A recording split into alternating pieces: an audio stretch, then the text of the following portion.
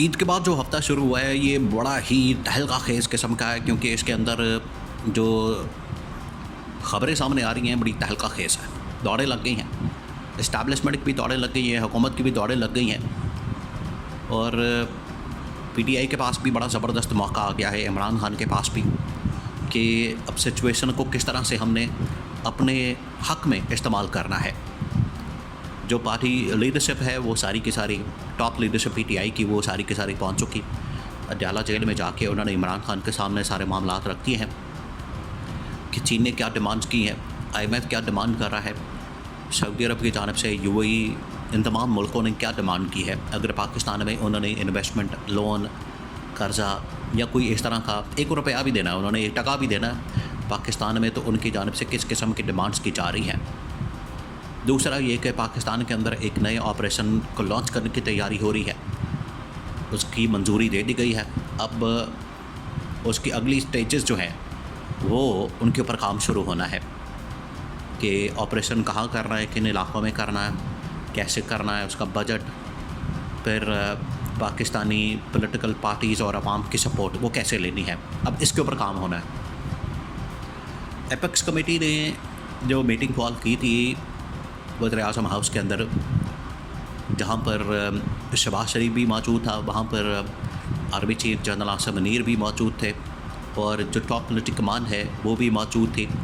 इसके साथ साथ जो चारों सूबाई वज़ीर आला है, चारों सूबे के वज़ीर आला, जिसमें पंजाब से मरियम नवाज़, सिंध से मुराद अली शाह, बलूचिस्तान से सरफराज बुगटी और केपी से अली अमीन गन्नापुर, ये चारों जो हैं वहाँ पर मौजूद थे। टॉप मिलिट्री कमान थी और शहबाज शरीफ, उन्होंने वहाँ पर एक कमेटी, एपेक्स कमेटी ने मंजूरी दी है। ये आप इस बात को भी समझें कि ये काबीना नहीं है, काबीना होती है हुकूमत, गवर्नमेंट, और ये पार्लियामेंट भी नहीं है। पार्लियामेंट जो कि आवाम का नुमाइंदा इदारा है, नुमाइंदा प्लेटफॉर्म है, उसके पास सारे इख्तियारात हैं, पावर हैं। अगर आपने इसको रबर स्टैम्प के तौर पर इस्तेमाल करना तो पीटीआई तो इस मामले में डट गई है। पीटीआई ने साफ साफ इनकार कर दिया।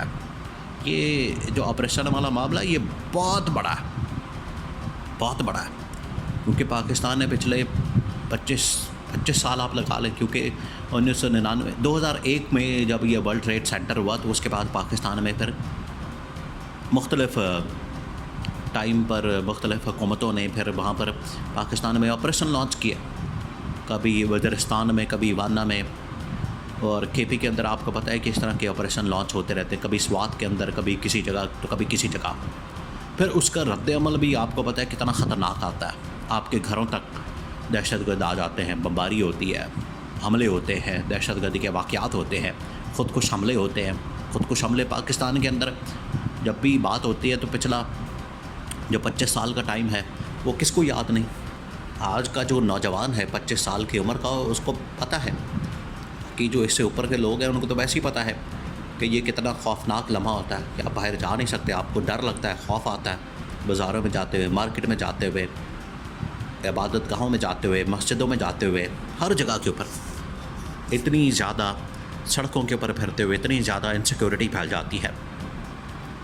अब ये एपेक्स कमेटी की जानिब से एक मंजूरी तो दी गई, और प्रेशर कहाँ से आया? प्रेशर चाइना की तरफ से आया, चीन ने बड़ा प्रेशर डाला।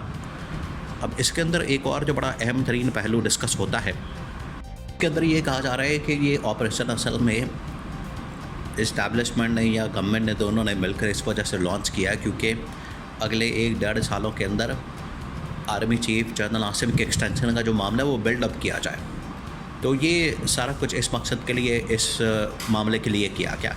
इसके अंदर वज़न तो है, बहुत सारे लोग बात कर रहे हैं, लेकिन हकीकत में आपको इमरान खान पीटीआई के साथ पहले कंसल्ट करनी पड़ेगी, मशावरत करनी पड़ेगी, और जितना मुमकिन हो सके आप इस ऑपरेशन को रोकने के लिए मुज़ाकरात की तरफ जाएँ, बातचीत की तरफ जाएँ। देखिए, इमरान खान के दौर में भी इस तरह के मसाइल हुए।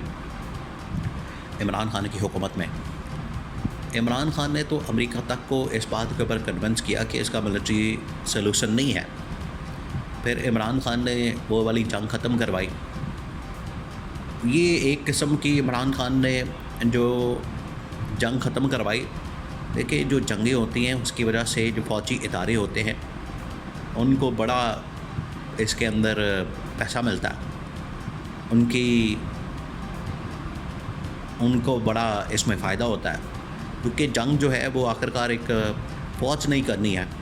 तो जब आप जंग ख़त्म कर देंगे तो जो फ़ौज का असल मकसद होता है वो थोड़ा सा कम हो जाता है। फ़ौज काम क्या करे फिर? तो इस तरह के ऑपरेशन लॉन्च कर इमरान खान इसकी बड़ी मुखालफत करता है। इसका मतलब है कि कहीं ना कहीं वो फ़ौज के जाके इंटरेस्ट और मफादात को हिट करता है। अब ये जो तैयारियां हो रही हैं, और जब पीटीआई ने शोर मचाया, पीटीआई ने उसके ऊपर रौला डाला, क्योंकि आजकल आपको पता है कि बजट सेशन चल रहा है, तो उसके अंदर बड़ी तकरीरें होती हैं बजट सेशन में। तो जितनी ऑपोजिशन है पीटीआई की सारी जमात, वो सारी बाहर आ गई। उसने बायकॉट कर दिया, उसने रौला डाल दिया, शोर मचा दिया कि हमें तो ऑन बोर्ड नहीं लिया गया, हमें एतमाद में नहीं लिया गया। तो मोहसिन नकवी पहुंचा शहबाज शरीफ के पास पैगाम लेकर इस्टेब्लिशमेंट का। उसने जाके बताया कि शहबाज शरीफ साहब, आप थोड़ा सा एक्टिव हों, हाथ पैर मारें, बिल्कुल ही आप मक्खियाँ ना मारें यहाँ पर वेले बैठ के, हाथ पाँव मारें। और मुल्क की सूरत हाल तो आपने बेहतर करनी नहीं, मुल्क का तो बेड़ा घर कर दिया, तबाही और बर्बादी फेर दी। ये कम से कम अपना जो पॉलिटिकल पार्टीज़ हैं उनको ऑन बोर्ड लें और पीटीआई वालों से एक मुलाकात करें, पीटीआई वालों से मुज़ाकरात करें, पीटीआई वालों से बातचीत करें। और आपके पास अगले 24 घंटे हैं, 24 घंटे के अंदर अंदर आपने मुलाकात करनी है, पीटीआई को एतमाद में लेना है और उनके साथ बातचीत और मुज़ाकरात और डायलॉग इस ऑपरेशन के मुतालिक करना है। वरना ये हम पाकिस्तान के अंदर सिंगल हैंडेडली ऑपरेशन लॉन्च नहीं कर सकते। ये हमारे एक तो गले पड़ जाना है, एक तो आवाम के गले पड़ जाना है, मुल्क के गले पड़ जाना है। और अगर इस तरह से ऑपोजिशन भी सड़कों पर आ गई इस ऑपरेशन के ख़िलाफ़, तो हम कहाँ जाएंगे? तो हुकूमत और मिलिट्री इस्टेब्लिशमेंट के इस वक्त हिला के रख दिया, हलचल पैदा हो चुकी है इमरान खान और पीटीआई के इस मौक़िफ़ की वजह से। और उनका कहना भी ठीक है, बात भी ठीक करते हैं। इमरान खान जो बात करता है वो ठीक करता है। इससे कहीं ना कहीं तो फ़ौज के जो मफादात हैं वो उनको नुकसान पहुंचता है। फ़ौज के मफादात को इमरान खान उसकी मुखालफत करता है। ऑपरेशन यहाँ पर पाकिस्तान के अंदर दहशतगर्दी के ख़िलाफ़ तो पूरी कौम है, लेकिन उसका रास्ता निकालने की ज़रूरत है। अगले 24 घंटे बड़े अहम हैं, क्योंकि शहबाज शरीफ से ये मामला हल नहीं होना, हैंडल नहीं होना, तो शहबाज शरीफ को घर भेजने के अलावा फिर कोई रास्ता नहीं बचना। ये जो ऑपरेशन है ये बहुत सारी गर्दनें, यहाँ लोगों के नुकसान भी हों, फ़ायदे भी होंगे, वहाँ पर नुकसान भी होंगे।